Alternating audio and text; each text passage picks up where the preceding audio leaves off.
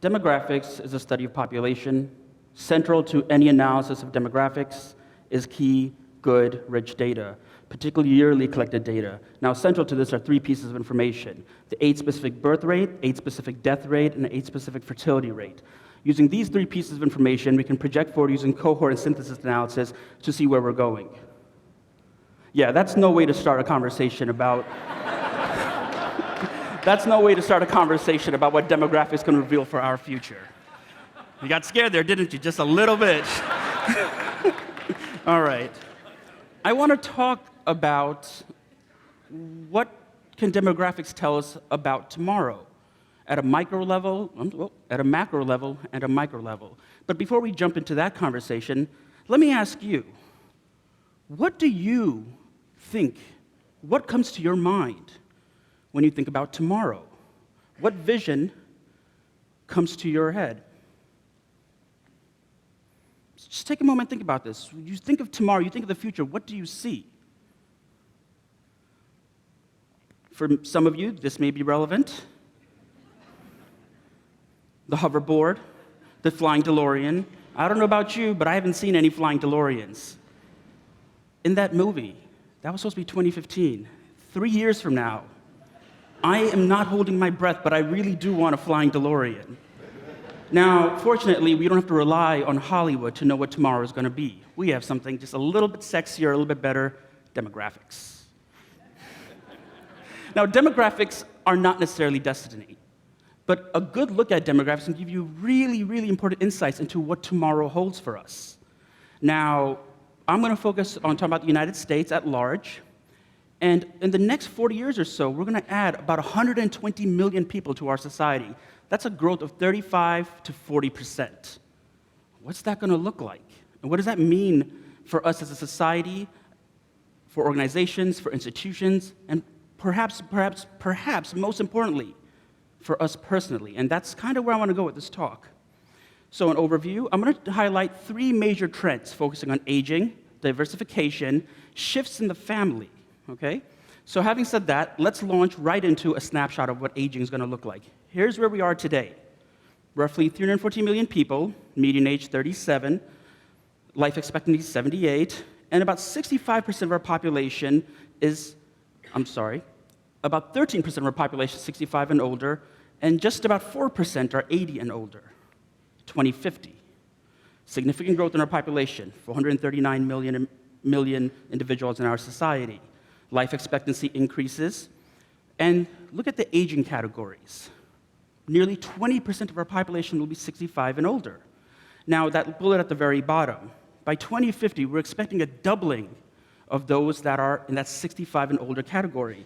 And that represents going from 42 million people 65 and older today to just about 87 million people in that category tomorrow. That is tremendous, tremendous amount of change with implications for us. So, like any good demographer, I need to show you population pyramids. It's just the best way to start. I find them sexy, you may not, but we can talk about that later. Just to give a quick background, on the right side of the screen, you'll see women, females. On the left side, you'll see men. And then each strata represents 5-year age blocks. And I want to walk us from 1950 to 2050, right? And 1950 being the starting point, because this is a key point in our time, in our history, the baby boomers. So 1950, baby boomers begin to arrive. 1960, still arriving. 1970, they've all arrived, okay? 1980. Now, I want to take a moment and pause here and highlight two things. One, nearly everybody in the audience should have been born by now, or arrived, as we like to say. The other point I want to make, look at the very, very top of the pyramid and what happens in 1990. All of a sudden, there's a 100 category. People are now living so long that the 100 category are existing at significant numbers. 2000, some of your kids were born in 2000, and these are tomorrow's parents. And I highlight this point because it becomes relevant in a couple of slides and then later down in the presentation. And here we are today. I want to take a moment and have you just digest this slide, because this is where we are. And these are figures as of earlier this week, right? Mid-year population estimates. So take a look, and I want you to do a few things for me. One, find yourself in the pyramid.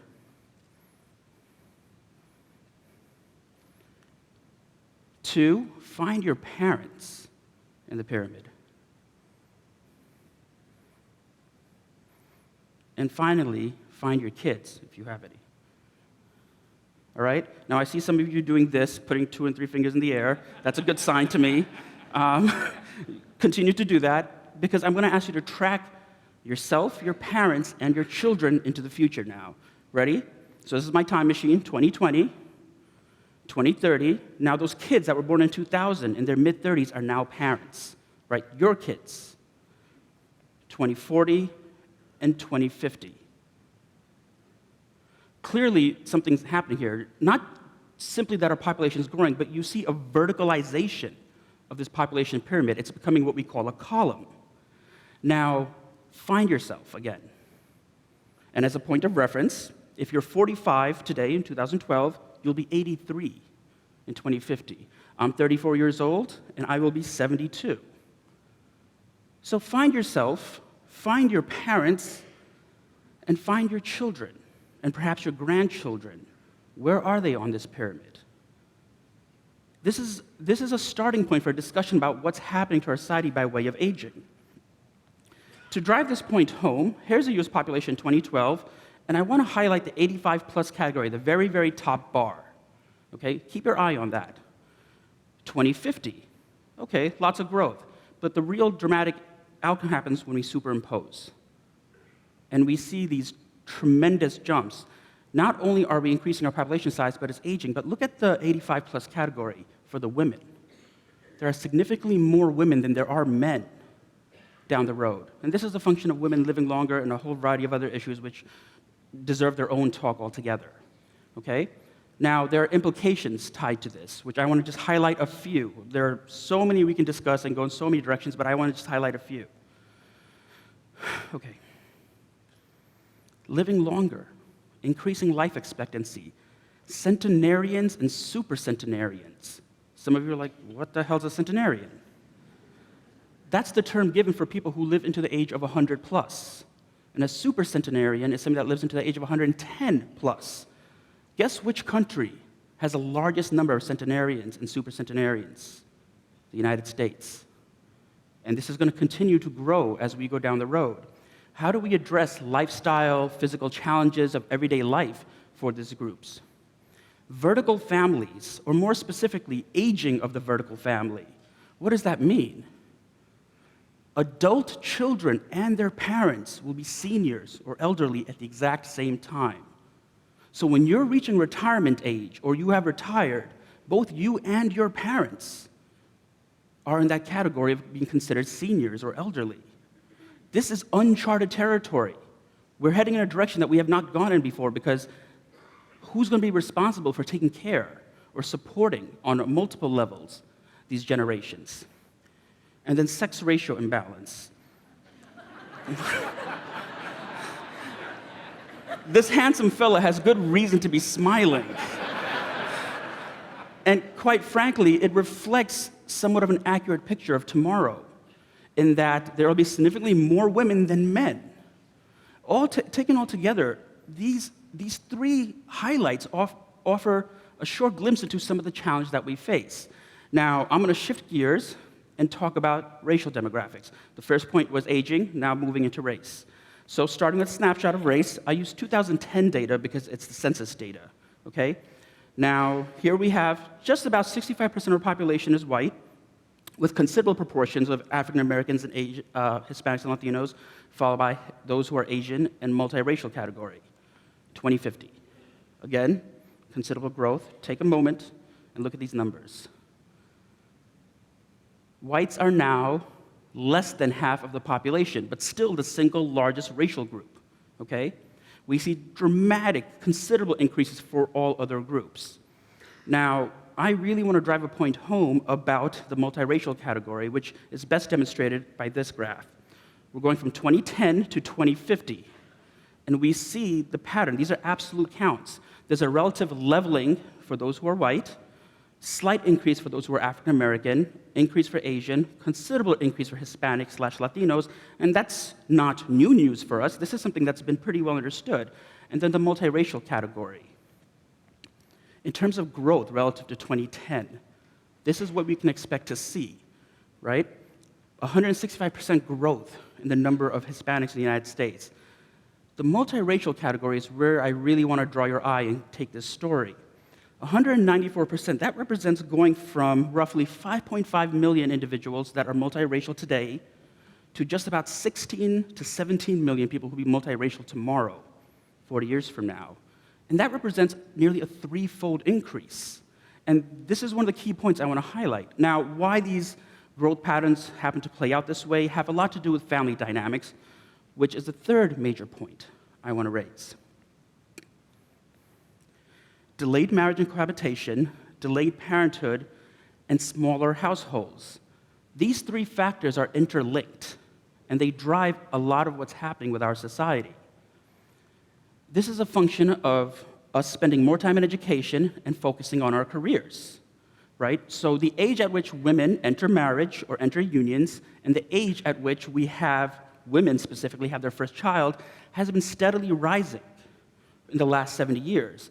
And it's moving to the point where it's entering to their late 20s and mid-30s for when they have their first child. The longer the delay is, the smaller your family gets. Another major trend, non-traditional households in a variety of different forms. Interracial couples, which I want to talk about, interfaith couples, same-sex unions, and single parents. Now, single parents aren't new news for us, but there's an increasing number of single parents who choose to be single because they have the means and resources to be a parent on that front. And then lastly, the sandwich families. And some of you, I have no doubt, are already beginning to experience this, where the parent generation in the middle there is responsible for their parents and their children. So social, psychological, fiscal responsibility falls on the shoulders of those in the middle. Okay. So it's one thing to talk about these abstract numbers and these abstract trends at a macro level, but it's a whole other story to talk about them at a micro level, at a personal level. And that's where my spin on this story comes in. I want to share some of my story with you. So a personal lived reality. I want to discuss myself and my girlfriend/partner, Alicia. So here I am. It's my nice headshot. Indian heritage, born in East Africa, raised in the United States, and a practicing Hindu. And here's my girlfriend. Caribbean heritage, raised in Canada, came to the United States for graduate studies, and a practicing Christian. And then here's us together. Now, how we met is a great story, and I'm not allowed to share it on public forums, so if anybody wants to ask afterwards, it's fine. But we reflect a microcosm. We are a snapshot of what's happening to our society and a lot of the issues that we face. So, we're both highly educated, we're children of immigrants, we're in our mid-30s, in a long-term committed relationship with marriage and children on the horizon somewhere, and we focus on our education and career, right? She's in her last year of her PhD in psychology. But our relationship reflects several issues that are really worth considering from a demographic standpoint. One of the major issues I want to highlight, redefining identity. Who are we as a couple, her and I? Who are we in a cultural and ethnic context? Who are we from an identity standpoint in American society? You got to do the Buckeye plug. And then who are we from a personal relationship standpoint in our familial context? Now, I'm talking about identities that are not static, they're salient, they shift. But then we have to think about tomorrow. And so this raises other big considerations of these demographic trends, these changes in the family about tomorrow for us. So one of the first major considerations, and her and I talk about this often, children's identity. Who are our kids going to be? What are they going to look like? What is going to be their racial or ethnic identity? Are they Afro-Caribbean and Indian? Are they Indian and black? Or as we like to say jokingly, black and Indian or blindian? We'll see if that happens. And then faith, spirituality and faith. How do we navigate those waters tomorrow? of when to celebrate holidays, what holidays to celebrate, how to share and pass on our heritage and our spirituality and our faith in a way that lets a Hindu and a Christian come together. Do we go to temple? Do we go to church? As of now, Alicia and I, we don't necessarily celebrate Christmas. We have a holiday gift exchange post the 25th. Take advantage of the sales. So that works out well for us right now. And the dinner table, of course, right? Ethnicity often plays out in food. But this is a real question. I'm sure those of you who have kids, trying to feed your children at dinner table is a struggle enough. We have a hunch there'll be lots of pizza involved down the road. But then there's factors that go beyond us that all families have to engage in. Working professional, having two parents that are working professionals. I got my PhD, she's getting her PhD. Chances are we're both going to have long careers ahead of us. And then taking care of our parents. How are we going to manage that from a social, psychological, financial standpoint, right? Which leads to geography. Where do we raise and establish a household for a family that's going to celebrate and nurture these children of the future frontier of demographics, but also that's also geographically close enough to where our parents and our loved ones live? I don't have answers to these questions right now, except for the Blindian part. I don't have too many answers, but I'm posing questions.